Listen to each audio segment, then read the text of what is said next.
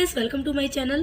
तो स्टूडेंट्स, आज की वीडियो बीए फर्स्ट ईयर के फर्स्ट सेमेस्टर वाले स्टूडेंट्स के लिए बहुत इंपॉर्टेंट होने वाली है जो इंग्लिश लिटरेचर पढ़ते हैं, क्योंकि आप लोगों के बहुत सारे कमेंट ये आते हैं कि मैम एग्जाम में कंट्रीब्यूशन आए तो किस तरह से लिखें, क्या उसे सिर्फ लिख देंगे तो हो जाएगा या हेडिंग वाइज लिखना होगा, किस तरह से लिखना है, कौन सा कंट्रीब्यूशन इंपॉर्टेंट है। इस तरह के कमेंट्स आते रहते हैं। तो आज की वीडियो में मैं आपको ये बताऊंगी कि एग्जाम में किसी भी राइटर का कंट्रीब्यूशन आपसे पूछे तो आपको किस तरह से लिखना है ताकि आपका आंसर देखने में इफेक्टिव लगे और एग्जामिनर उसको देखते ही आपको पूरे मार्क्स दे दे। तो आज मैं आपको पूरी ट्रिक बताने वाली हूँ कि आपको किस तरह से लिखना है, और हम इस पर भी चर्चा करेंगे आज की वीडियो में कि अगर किसी राइटर का कंट्रीब्यूशन आ गया और आपको याद नहीं है तो आपको किस तरह से लिखना होगा, आपको कितनी चीजें याद रखनी होंगी कि आपको मतलब जैसे कि एक सीक्वेंस पे चीजें याद नहीं है राइटर के बारे में तो भी आप लिखकर पूरा नंबर ला सकते हैं। तो आज की वीडियो में हम इन सब चीजों पर पूरा डिटेल में जानेंगे। चलिए शुरू करते हैं। देखिए, सबसे पहली बात कि एग्जाम में किसी भी राइटर का कंट्रीब्यूशन पूछ दे तो आपको किस तरह से लिखना है। देखिए, आपकी जो इंग्लिश लिटरेचर की 1 से लेकर 8 तक की यूनिट है मैंने पूरी कंप्लीट करवा दी है, तो प्लेलिस्ट मैंने बना दी है, तो आप लोग देख लीजिएगा। और मैंने मॉडल पेपर की वीडियोस भी अपलोड की हुई है। मैंने बताया है कि कहाँ से आपके क्वेश्चंस ज्यादा एग्जाम में पूछे जाते हैं, तो उस पर भी वीडियो अपलोड की हुई है। जैसे कि आपके सिलेबस में कौन कौन से कंट्रीब्यूशन दिए गए, जैसे श्री अरबिंदो के, मुल्क राज आनंद के, रविन्द्रनाथ टैगोर के, कमला मार्कंडेय, सरोजनी नायडू और भी बहुत सारे राइटर्स के कंट्रीब्यूशन है। तो चलिए किसी का भी पूछ दे। सबसे पहले चलिए हम सपोज दैट मानते हैं कि श्री अरबिंदो का आपसे पूछ देता है। ओके, अब बहुत सारे बच्चे ऐसे हैं कि आप सोचेंगे किस तरह से शुरू करें। देखिए, जब भी आप किसी राइटर के बारे में लिख रहे हो तो आपको सबसे पहले क्या लिखना होगा। देखिए, सबसे पहले आपको लिखना होगा, ध्यान दीजिए,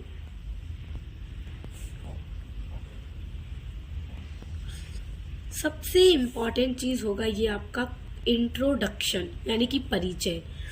आप श्री अरबिंदो के बारे में लिख रहे हैं तो आप हेडिंग डालिए इंट्रोडक्शन ऑफ श्री अरबिंदो। आप किसी और राइटर का लिख रहे हैं तो आप उनका इंट्रोडक्शन डालिए।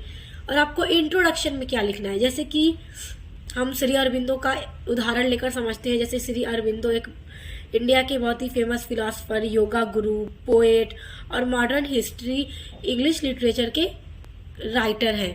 तो इस तरह से आपको लिखना होगा, जैसे कि इन्होंने अपना कैरियर कहाँ से शुरू किया, ये सारी चीज़ें आपको इनके बारे में लिखनी होगी, और इन्होंने कितनी रेपुटेशन बनाई अपनी इंग्लिश लिटरेचर की फील्ड में। इस तरह से मैंने कंट्रीब्यूशन पूरा कराया हुआ है, तो आपको डिटेल में वीडियोस मिलेंगी आंसर की। बस आज की वीडियो में आप ये जानिए कि आपको लिखना किस तरह से है। और दूसरी वीडियो आपको कंट्रीब्यूशन में लिखना होगा उस राइटर के बारे में, उसका बर्थ कहाँ हुआ। आप इसमें एक और पॉइंट ऐड कर सकते हैं, एंड पेरेंटेज, यानी कि माता पिता। यानी कि आप पहले इंट्रोडक्शन दे दीजिए उस ऑथर के बारे में, सारी चीजें कि वो क्या क्या थे, किस चीज में वो माहिर थे, कहाँ से उन्होंने अपना कैरियर शुरू किया, ये सारी चीजें आप लिखिए। बर्थ में आपको ये लिखना होगा वो कहाँ कब पैदा हुए, माता पिता का क्या नाम था, इनके पिता का क्या ऑक्यूपेशन था, क्या काम था उनका, ये सारी चीजें आप मेंशन कीजिए इनके बर्थ एंड पेरेंटेज में। उसके बाद तीसरी इंपॉर्टेंट हेडिंग आती है किसी भी राइटर की एजुकेशन, कि उन्होंने अपनी एजुकेशन कहाँ से शुरू की। जैसे कि एकदम अर्ली एजुकेशन, बचपन से उन्होंने अपनी किस स्कूल से अपनी प्राइमरी एजुकेशन कंप्लीट की, फिर उन्होंने हायर एजुकेशन कहाँ से ली, फिर किस ईयर तक उनकी मतलब एजुकेशन कंप्लीट हो गई, और उन्होंने किस किस फील्ड में, किस किस लैंग्वेज में उन्होंने अपनी स्टडी की, किस किस लैंग्वेज में वो माहिर है। इस तरह के बारे में आपको लिखना होगा उनके एजुकेशन में। उसके बाद चौथी जो इम्पोर्टेंट चीज होगी अब उनके कैरियर पर होगी, कैरियर पे, कि उन्होंने अपने कैरियर की शुरुआत कब से की। जैसे कि हम राइटर के बारे में अगर कंट्रीब्यूशन लिख रहे हैं तो राइटर अपना कैरियर की शुरुआत कहाँ से करता है, जैसे कि वो कोई ना कोई वर्क लिखता है, फिर वो वर्क बहुत फेमस हो जाता है, फिर पब्लिश्ड हो जाता है, तो इस ईयर में पब्लिश्ड हुआ, इस तरह से आपको लिखना होगा उनके कैरियर में। फिर उसके बाद कौन सा उन्होंने दूसरा वर्क लिखा और वो कितना फेमस हुआ, फिर वो कब पब्लिश्ड हुआ, और उन वर्क्स के मेजर वर्क से क्या क्या नाम है, आपको पूरा ब्लैक पेन से मोटा मोटा लिख करके और ब्रैकेट में पब्लिश्ड डेट भी लिखनी होगी, मेंशन करनी होगी। इससे क्या है कि जब एग्जामिनर आपकी कॉपी देखेगा तो उस पर अच्छा इफेक्ट पड़ेगा और वो देखते ही जान जाएगा कि इस बच्चे को सारी चीज़ें याद है। क्योंकि जो हेडिंग होती है ना, वो बहुत ज़्यादा मैटर करती है एग्जाम में। आप बिना हेडिंग डाले बस लिख देंगे ना, तो वो उसमें आपका क्या है ना कि इंपॉर्टेंट जो पॉइंट होते हैं वो दिखते नहीं है। और आप हेडिंग बाई हेडिंग जब लिखे रहोगे तो क्या होगा कि मतलब एग्जामिनर को ये लगेगा ना कि हाँ, इस स्टूडेंट ने राइटर का इंट्रोडक्शन दिया, उनके बर्थ और पेरेंटेज के बारे में लिखा, उनकी एजुकेशन से बारे में सारी चीज़ें लिखी, तो उनको लगेगा कि हाँ, इस बच्चे को पूरा डिटेल में पता है। आप उसमें थोड़ा बहुत अपने से बनाकर लिख दोगे तो वो उसको नहीं देखेगा। बस आप अपनी हैंड राइटिंग अच्छी रखिएगा। हैंड राइटिंग और हेडिंग बहुत ज़्यादा मैटर करती है।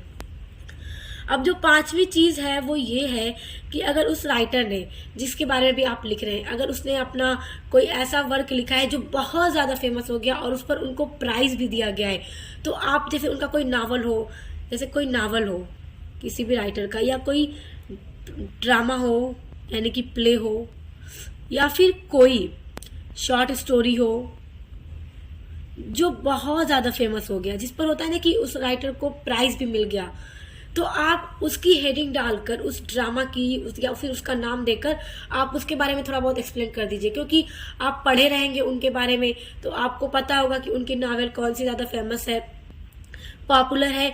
तो नावल की थोड़ा सा स्टोरी आप मेंशन कर दीजिए कि मतलब ये इस नावल की स्टोरी है और इस पर उन्हें प्राइज भी मिला और इस ईयर में इनको प्राइज मिला।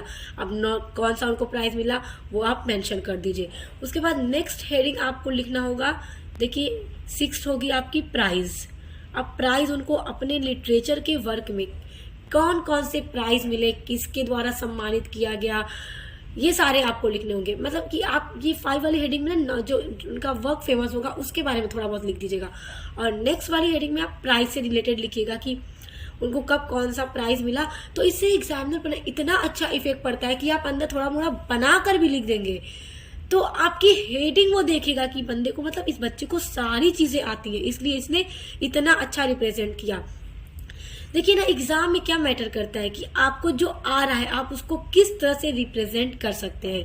देखिए अगर आपको ना सारी चीजें बहुत अच्छे से आ रही हैं, आपने बहुत अच्छे से तैयार किया हुआ है, मगर होता क्या है कि जब रिजल्ट आता है तो बच्चे देखकर परेशान हो जाते हैं, लिखा तो मैंने पूरा था, नंबर क्यों इतना कम आ गया। तो आपको याद रखना है कि जो भी इम्पोर्टेंट पॉइंट हो आप उनको ब्लैक पेन से अच्छे से लिखिए, अंडरलाइन करके लिखिए, ताकि एग्जामिनर की नज़र उस पर फौरन जाए और उसको लगे हाँ इसको सब कुछ आ रहा है, और फिर वो आपको नंबर पूरे देने पर मजबूर हो जाएगा और वो आपको पूरे नंबर देगा। और नेक्स्ट आप हेडिंग लिख दीजिएगा उस राइटर की डेथ, कि कब उनकी डेथ हुई, कहाँ पर हुई, ये सारी चीजें आपको मेंशन कर देना होगा।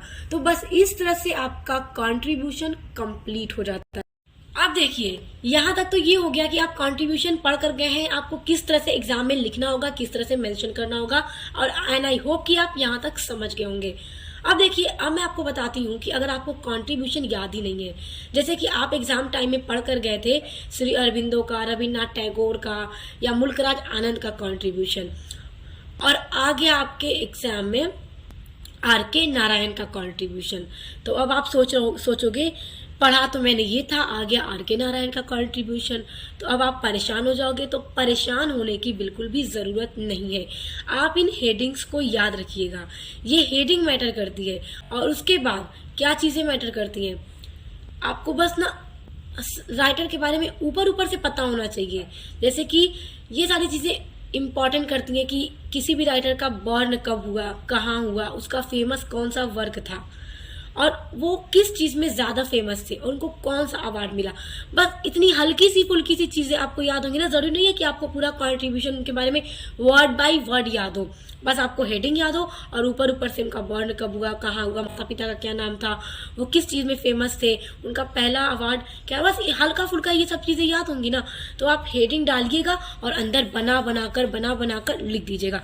क्या चीजें देखेगा एग्जामिनर, आपकी हेडिंग देखेगा, अच्छी अच्छी ब्यूटीफुल ब्यूटीफुल हैंड राइटिंग में आप हेडिंग को डालिएगा।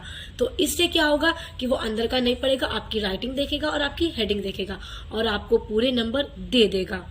देखिए नहीं याद है तो बस आप हेडिंग याद रखिए, सारे कंट्रीब्यूशन आपके हो जाएंगे। आप बाकी जो राइटर के पढ़ कर गए थे आ गया दूसरे का, तो आपको हेडिंग याद होगी, आप अंदर बना बना कर लिख दो थोड़ा बोड़ा, आपको नंबर पूरे मिल जाएंगे। क्योंकि एग्जामिनर सिर्फ आपकी हेडिंग देखेगा और आपकी राइटिंग देखेगा। राइटिंग प्यारी होगी। देखिए आप ना पहला पेज बड़ा अच्छा लिखिएगा, स्टार्टिंग अच्छी कीजिएगा। बोला जाता है ना, first impression is the last impression. जब एग्जामिनर आपकी कॉपी को ओपन करेगा वो आपकी राइटिंग से इम्प्रेस होगा और फिर वो आपको पूरे नंबर देने पर मजबूर हो जाएगा। वो आपके लास्ट की ऐसे पूरे पेजेस को पढ़ेगा नहीं, बस आपकी राइटिंग, आपकी हेडिंग, ये सारी चीजें मैटर करती हैं। तो बस आप ये सारी हेडिंग को याद रखिएगा, तो इससे किसी भी तरह से कंट्रीब्यूशन किसी भी राइटर का आ जाएगा तो आप फंसेंगे नहीं, आप अच्छे से लिख लेंगे और आपको पूरे मार्क्स भी मिलेंगे। तो स्टूडेंट्स, आई होप आपको क्लियर हो गया होगा कि आपको अपने एग्जाम में कंट्रीब्यूशन कैसे लिखना है।